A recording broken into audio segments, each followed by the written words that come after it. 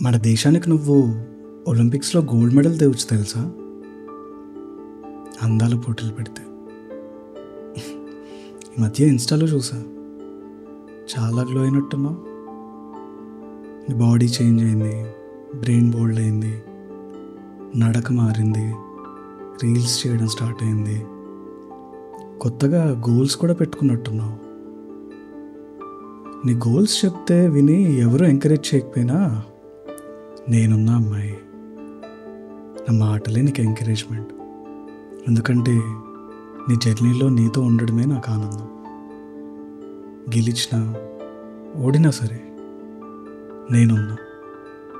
నువ్వు stronger, quieter, prettier, wiser and నువ్వు చాలా అందగెత్తవే. నేను మాత్రం సింపుల్గా ఒక వాయిస్లా నీ హార్ట్లో ఉండిపోతా.